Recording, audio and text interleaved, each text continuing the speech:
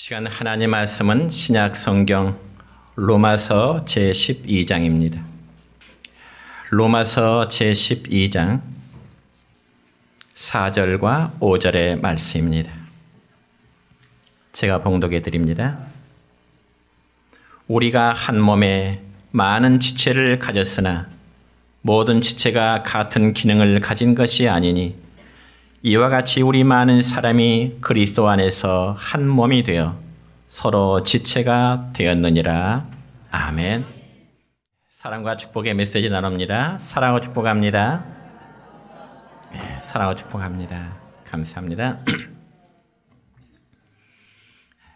오늘은 신약 성경 로마서 12장 4절부터 5절에 있는 말씀을 중심해서 하나님의 가족 공동체라는 제목으로 말씀을 선포하고자 합니다.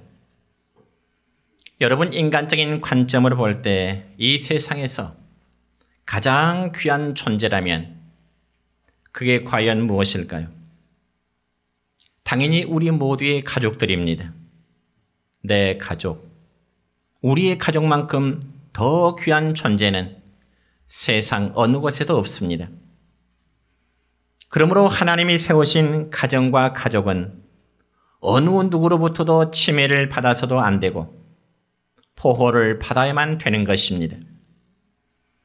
그래서 성경에 기록된 십계명의 말씀 가운데 대인 관계에 속한 계명을 보면은 하나같이 다른 사람의 가정과 가족을 보호하라고 하는 그런 내용의 말씀입니다. 예를 들어 6계명은 살인하지 말라는 계명이고 7계명은 간음하지 말라는 계명이고 8계명은 도둑질하지 말라는 계명이고 그리고 9계명은 내 이웃에 대해서 거짓 증거하지 말라는 계명이고 마지막 10번째 계명은 내 이웃의 집을 탐내지 말라는 계명입니다.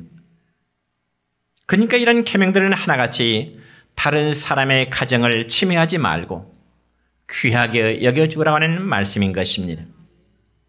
왜냐하면 가정이 다른 사람에 의해서 침해를 당할 경우에는 그것에는 결코 행복이 있을 수 없기 때문에 그렇습니다. 여러분, 특별히 하나님께서는 천지창조 마지막 날 바로 우리 인간을 창조하셨는데 최초의 사람은 여러분이 잘 아시다시피 아담과 하와라는 사람이었습니다. 그래서 하나님은 아담과 하와를 짝지어 부부로 삼으시고 그들에게 에덴 동산을 주시어 행복한 삶의 터전을 그들로 하여금 살게 하셨던 것입니다.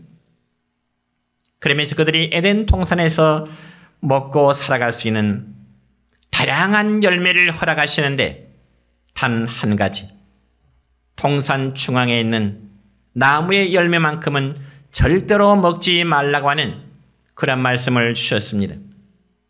그럼에도 만약 하나님께서 금하신 그 나무 열매를 따먹을 경우 반드시 죽으리라는 말씀까지 주셨던 것입니다.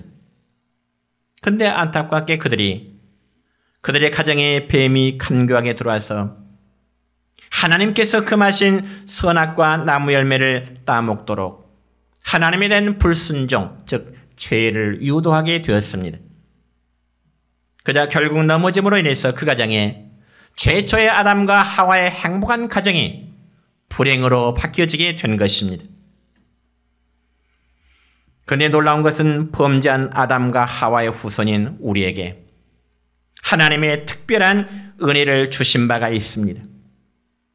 그러면 과연 하나님이 우리에게 주신 바의 그 은혜가 무엇일까요? 이 점에서 신약 성경 에베소서 1장 5절의 말씀을 보면 이런 말씀이 기록됩니다. 시작. 우리를 예정하사 예수 그리스도로 말미암아 자기의 아들들이 되게 하셨으니 아멘. 그러니까 하나님은 우리 모두에게 예수님을 믿을 수 있도록 미리 예정하셔서 우리 모두를 당신의 자녀로 삼아 주심으로 우리를 가족의 일원으로, 하나님의 가족의 일원으로 우리를 맞아 주셨다는 말씀입니다. 그러므로 저 여러분, 우리가 하나님의 가족이 된 것은 우리 각자가 원해서 된 것이 아니라 하나님의 뜻이요, 하나님의 영원한 계획 가운데 이루어진 것임을 믿으시기를 축원합니다. 여러분, 예를 들어서 어떤 분이 어린아이 하나를 입양했다고 한번 가정해 보십시오. 그럴 경우에 새 아이가 새 부모를 만난 것은 아이의 선택일까요? 결코 그렇지 않습니다. 그것은 바로 새 부모의 선택입니다. 그와 마찬가지로 우리가 하나님의 가족으로 그리고 하나님의 자녀가 되는 것은 절대로 우리 각자의 선택이 아니라 하나님께서 이미 정해 놓으셨는데 바로 때가 되면 하나님의 가족 안으로 우리가 들어올 뿐인 것입니다. 그러니 그 사실이 우리에게는 은혜일 수밖에 없습니다. 그런데 여러분, 하나님이 우리를 하나님의 가족 되게 하신 그 이유가 과연 무엇일까요? 여러분, 이 점에 대해서 베드로전서 2장 17절의 말씀에 보면 이런 말씀이 기록됩니다. 시작. 무사람을 공경하며 형제를 사랑하며 하나님을 두려워하며. 아멘. 그러니까 하나님의 자녀된 자들은 모든 사람을 공경할 줄 알아야 되고요. 또한 형제를 사랑할 뿐만 아니라 하나님을 역시 두려워할 줄 알아야 되는 것입니다. 바로 이러한 목적으로 하나님께서는 저와 여러분을 당신의 거룩한 자녀로 삼아 주셨다는 사실을 믿기를 축원합니다. 여러분, 실제로 가정에서 사랑이 없어지면 그 가정은 삭막할 수밖에 없습니다.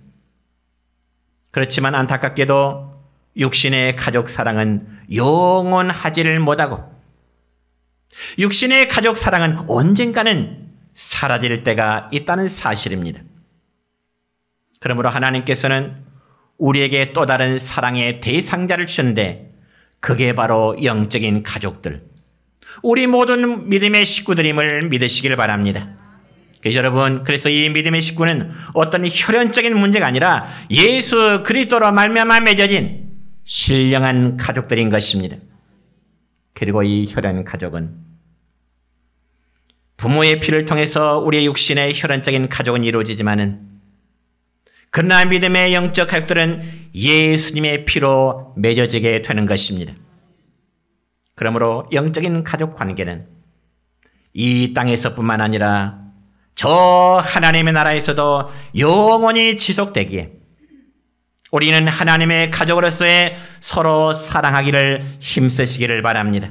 그래서 여러분, 요한일서 4장 7절과 8절까지의 말씀을 보면은 이런 말씀이 기록됩니다. 시작. 사랑하는 자들아, 우리가 서로 사랑하자.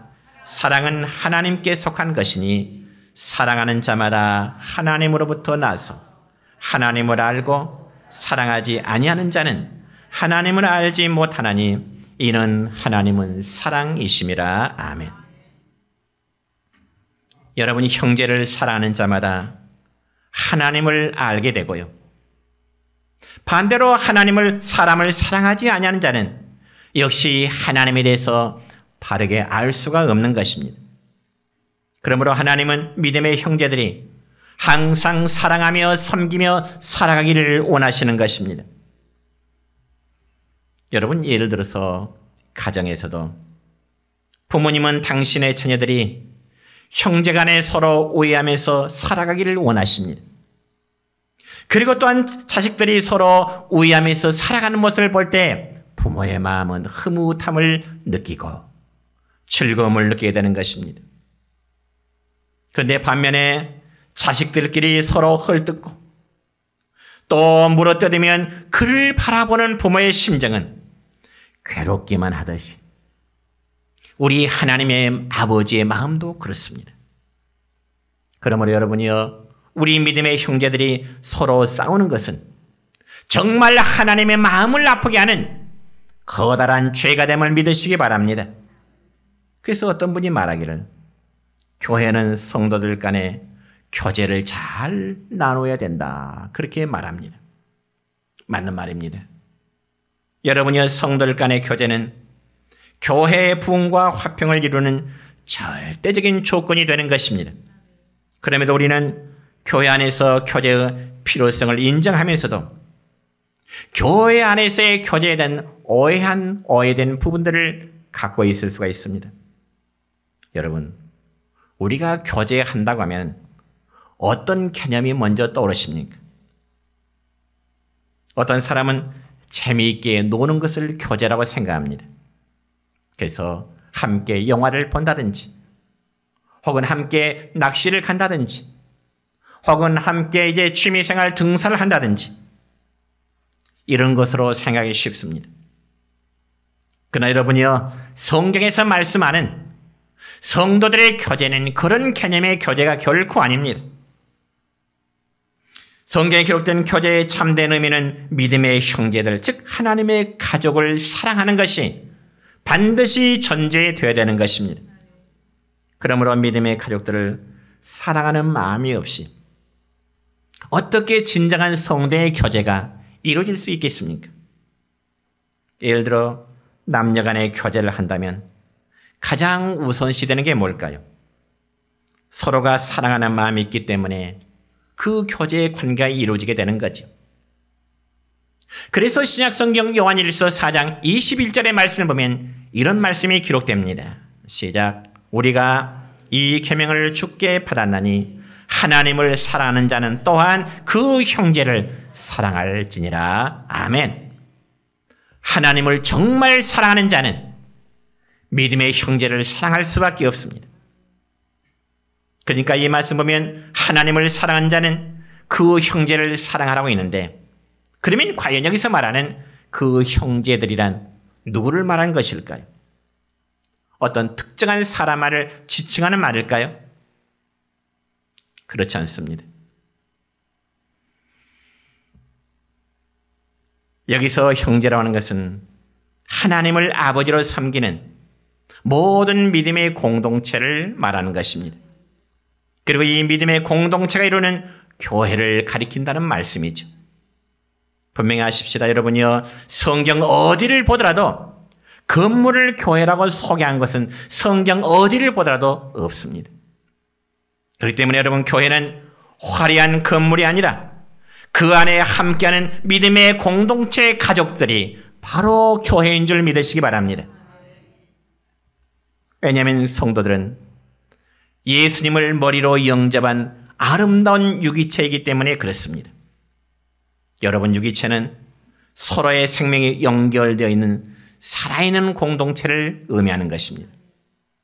그럼 여러분, 한 사람 한 사람은 정말 우리 내정교회를 구성하고 있는 참으로 귀한 지체들입니다. 그렇다면 우리 모두가 이제는 하나님의 가족으로서 어떻게 사랑해야 될까요?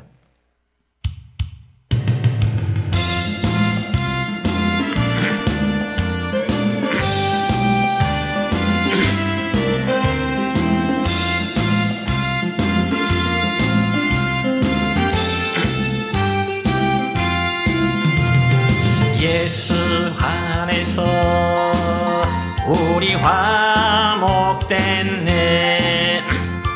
예수 안에서 우리 화목됐네. 하나님의 영광 함께 누릴 소망 있네. 예수 안에서 우리 화목됐네. 예수 안에서 우리 기뻐하네.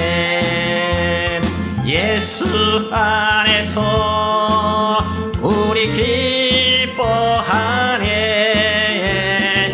하나님의 영광 함께 누릴 소망 있네.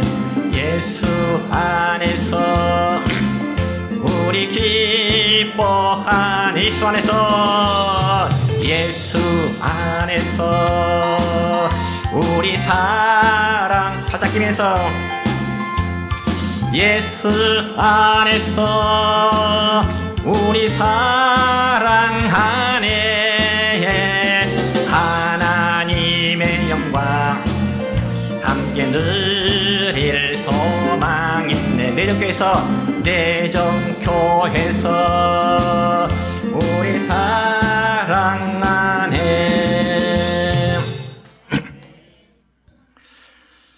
우리 모두가 하나님의 가족으로서 서로 우리가 어떻게 사랑할까? 첫째는 가족에 속하기로 선택하는 단계입니다.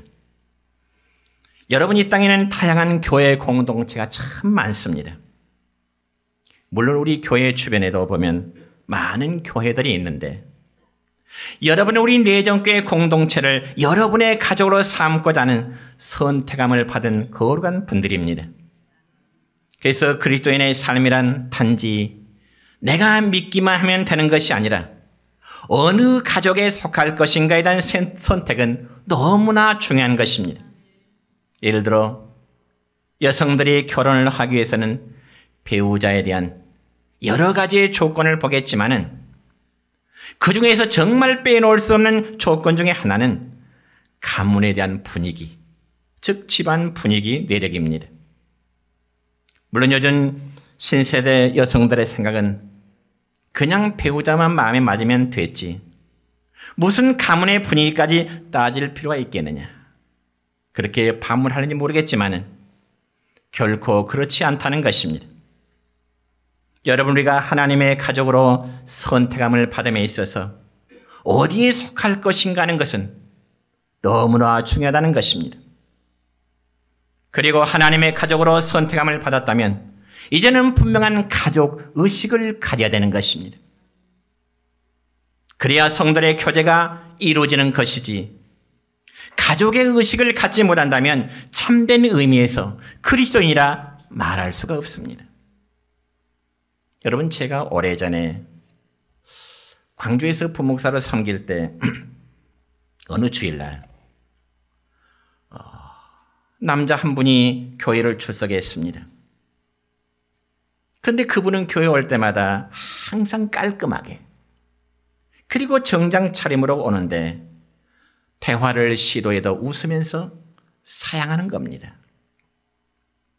그러면서 약 1년 동안 교회에는 출석은 하지만 도대체 교회에 등록을 하지 않으니 그분의 정체를 알 수가 없었습니다. 그러다가 우연히 어떤 기회에 시내 식당에 들어갔는데 마침 그분이 식사하고 있더라고요. 그래서 자연스럽게 이제 대화할 수 있는 시간을 가졌는데 알고 보니 그분은 시내 모 교회 장로님이었습니다. 장로님. 그리고 그 당시 현직 중학교 교장 선생님이었고요. 그리고 그분의 아내는 함께 섬겼던 교회 권사님이었습니다. 그럼에도 그분이 자기가 섬기는 교회를 떠나 나올 수밖에 없는 것은 교회 안에 정말 복잡한 문제 때문에 더 이상 교회 장로로서 견딜 수가 없는 현실 때문에 나올 수밖에 없었다는 겁니다.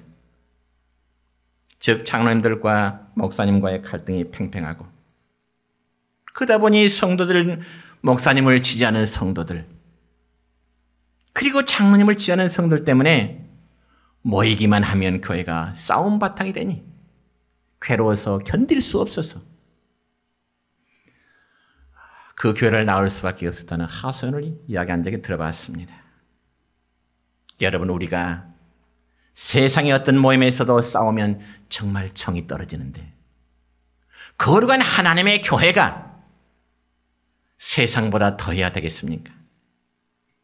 여러분, 하나님의 교회는 거룩하게, 성도들의 가족은 언제나 사랑하게 힘써야 될 줄로 믿습니다. 물론 지상에 있는 교회는 완전한 교회란 있을 수가 없습니다. 그렇기 때문에 죄성이 있는 인간들에게 때로는 교회 안에 다툼이 있을 수 있고요, 교회 안에서 의견 충돌이 있을 수도 있습니다. 그러나 교회의 거룩함이라고 하는 이 교회의 본질만큼은 잃어서는 안 되는 겁니다. 왜냐하면 교회는 그리스도의 몸이요, 교회는 하나님의 가족의 구성원이기 때문에 그렇습니다. 그러므로 교회의 가족이 없는 그리스도인은 마치 영적 고아와 같기 때문에 하나님은 우리로 하여금 교회에 속하도록 말씀하신 것입니다. 그리고 한 가족에 속했다는 것은 분명한 선택이 있어야 거기서부터 성도들 간의 교제가 이루어지게 되는 것입니다. 여러분, 그래서 오늘 본문 5절의 말씀 보면 이런 말씀이 있습니다. 시작. 이와 같이 우리 많은 사람이 그리스도 안에서 한 몸이 되어 서로 지체가 되었느니라. 예수님 안에서 우리는 하나의 몸이 되고 하나의 지체가 됨을 믿으시기를 축원합니다. 그러므로 이 말씀 보면 우리는 이제 하나님의 가족으로 선택함 받았습니다.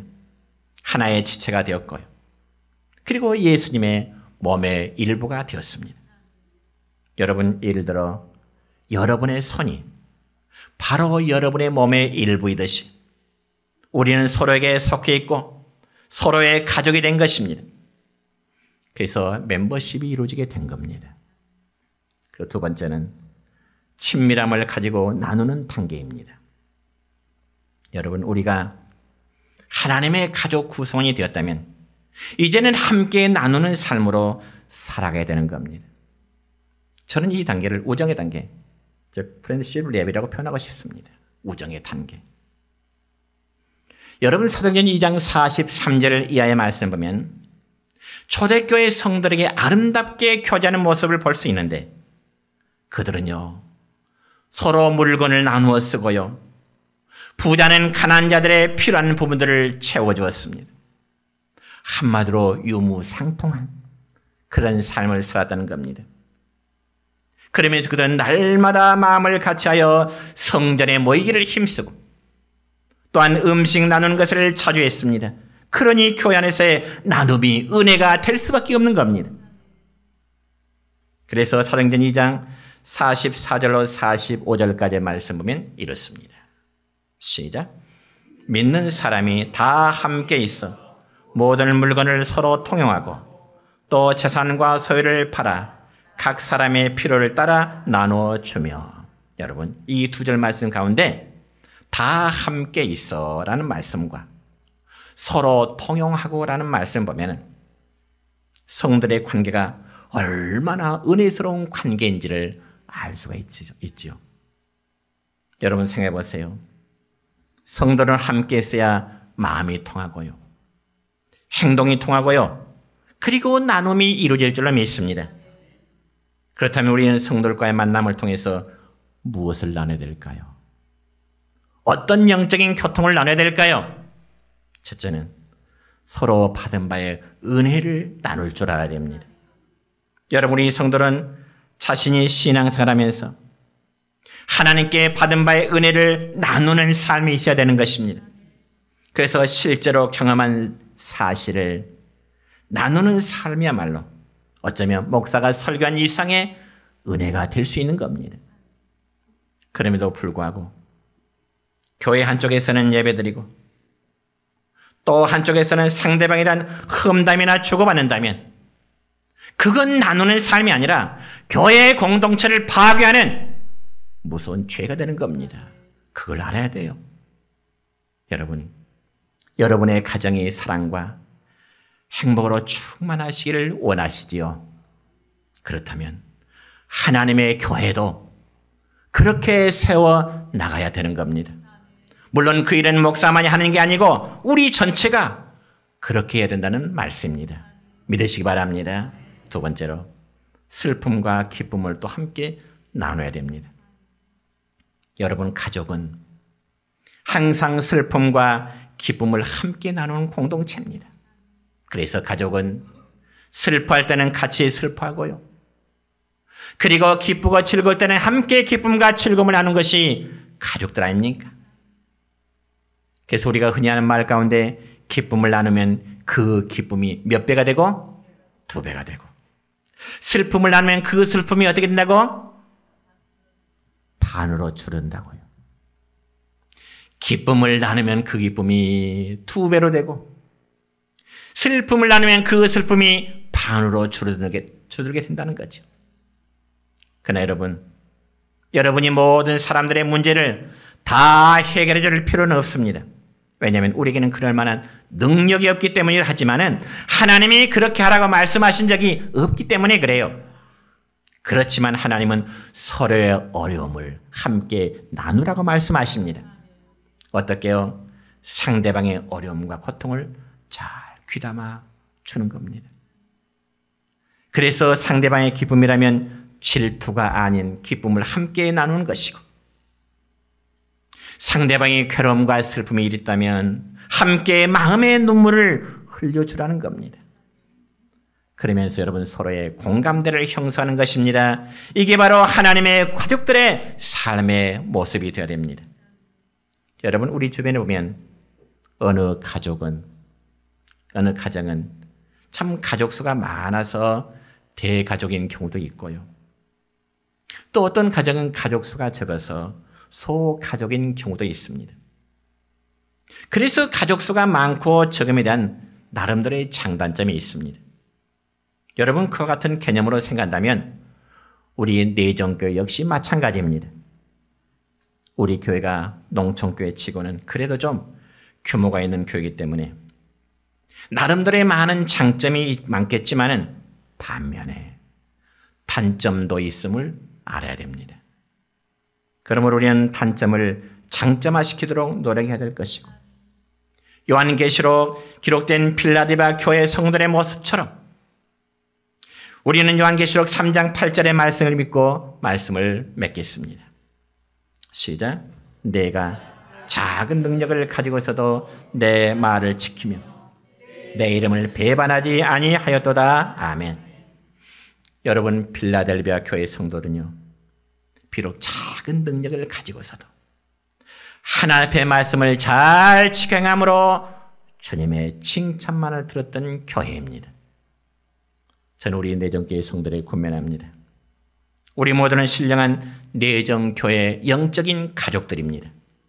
그러면 언제나 교제함과 나눔으로 하나님의 교회를 아름답게 세워감으로 하나님께 영광 돌리는 우리 모든 성도 되시길 주님의 이름으로 축원합니다.